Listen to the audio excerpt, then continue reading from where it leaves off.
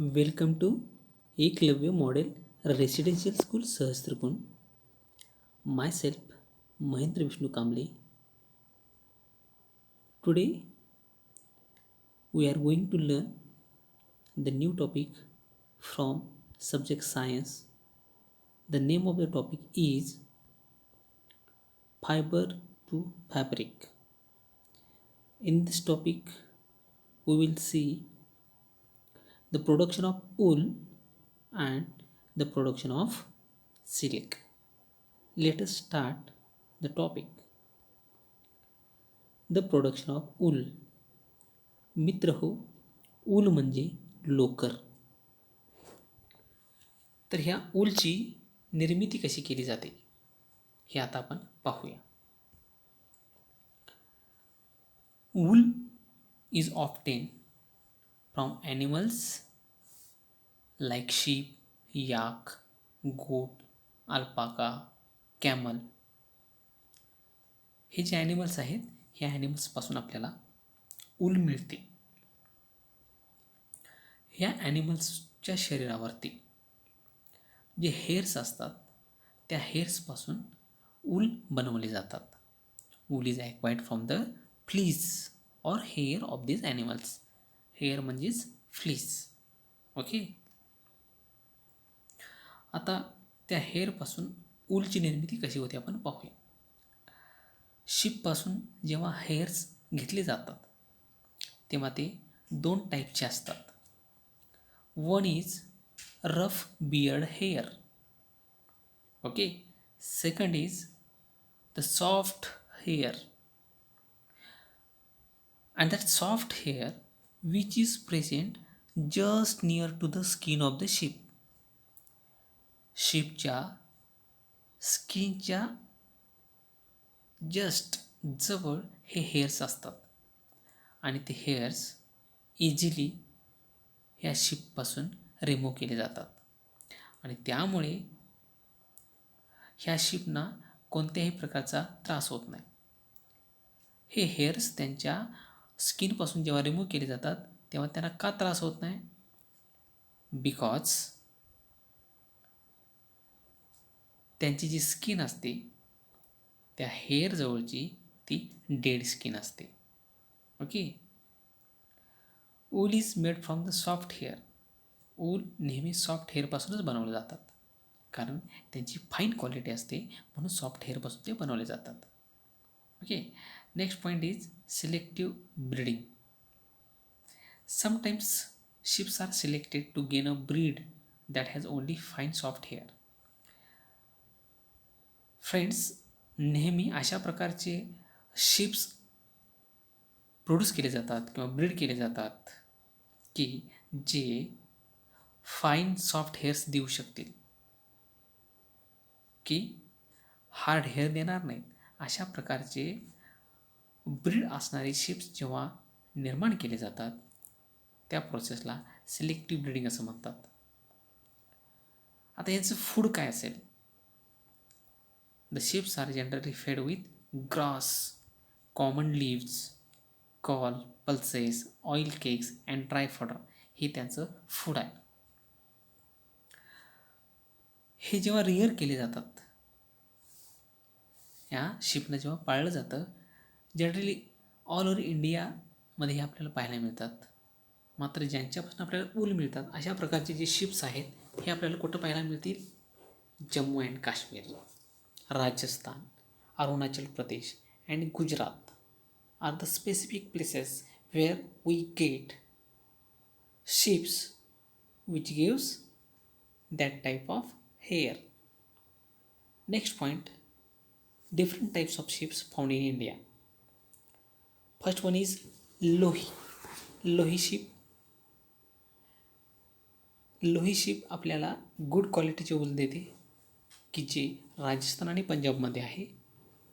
Rampur Bushehr हे ship आपल्याला brown ऊल देत असतं. ब्राऊन फ्लीस असं म्हणतात त्याला.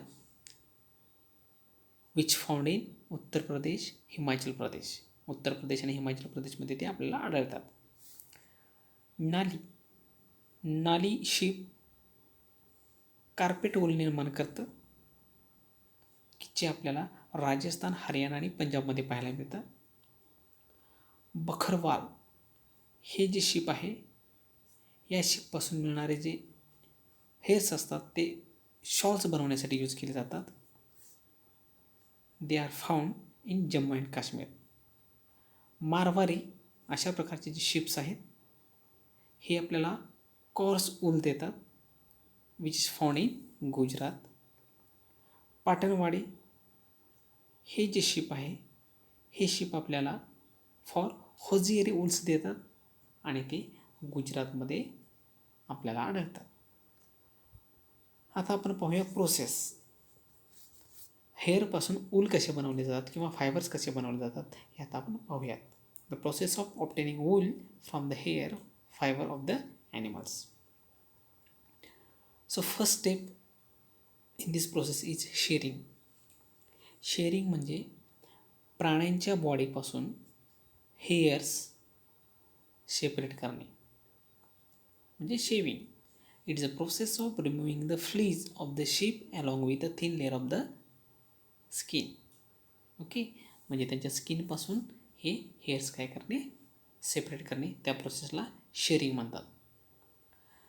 जनरली शेअरिंग कधी केलं जातं? In hot weather. Shearing is conducted generally in hot weather, गरमीच्या दिवसात. So that sheep do not feel cold. त्यामुळे शीपना थंडी वाजणार नाही आणि ते इझिली जगू शकतील, सर्वाईव्ह करू शकतील, राहू शकतील. ओके, शेअरिंग प्रोसेस केल्यामुळे शीपना कोणत्याही प्रकारची इजा पोचत नाही, कारण त्याच्या upper part of the skin is normally dead skin. त्यांचा वरचा जो पार्ट असतो स्किनचा तो डेड स्किन असतो. त्याच्यामुळे जेव्हा हेअर्स काढत असतात त्यावेळी त्यांना कोणत्याही प्रकारची इजा पोचत नाही. Does not hurt the sheep because the upper part of the skin is normally dead skin. Next step आपण बघू, स्काउरिंग. Scouring means what? इथे तुम्ही बघितलं असेल जे हेअर्स जमा केलेले आहेत ते हेअर्स जमा केल्यानंतर त्या हेअर्समध्ये जे डर्ट आहे, ग्रीस आहे, डर्ट म्हणजे घाण, जे आपल्याला नको असलेले जे पदार्थ आहेत म्हणजे डर्ट, ग्रीस, डस्ट, हे सगळे हेअर्समध्ये रिमूव्ह करणे, काढून टाकणे, त्या प्रोसेसला स्काउरिंग असं म्हणतात.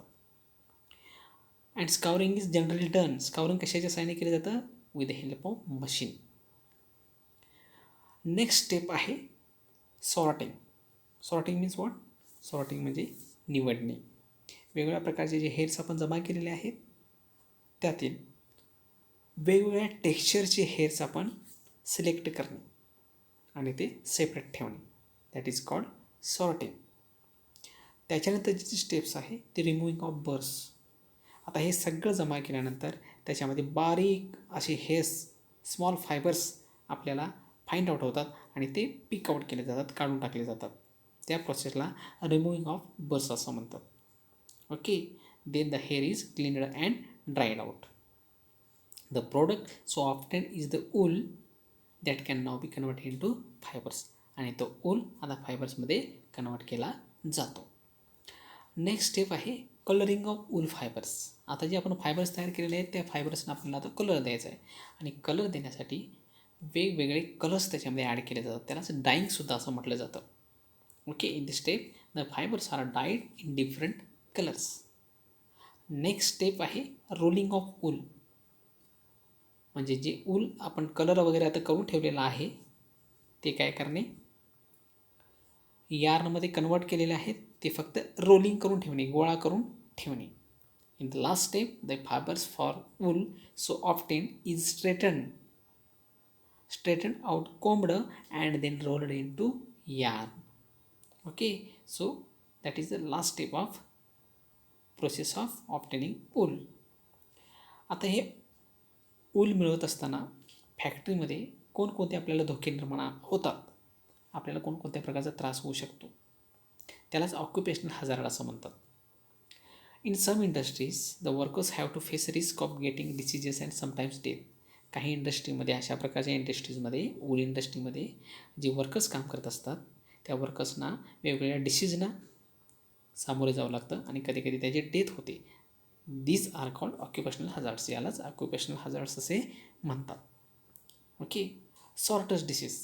Sorted disease is an occupational hazard. Sorters disease हा ऑक्युपेशनल हजार्ड डिसीज आहे आणि हा प्रोडक्शन ऑफ वूल ज्या ठिकाणी होतं त्या ठिकाणी होतो. आणखी अँथ्रॅक्स नावाचा डिसीज आहे जो बॅक्टेरियामुळे होतो. वूलमध्ये जे बॅक्टेरिया असतील तर त्या बॅक्टेरियापासून सुद्धा आपल्याला हा डिसीज होऊ शकतो, anthrax. Okay. This bacterium infects the blood for the person which can lead to fatal death. आणि ह्या अँथ्रॅक्समुळे मानवाची डेथसुद्धा होऊ शकते. ओके. नेक्स्ट पार्ट जो आहे तो production of silk we will see in the next session. Thank you.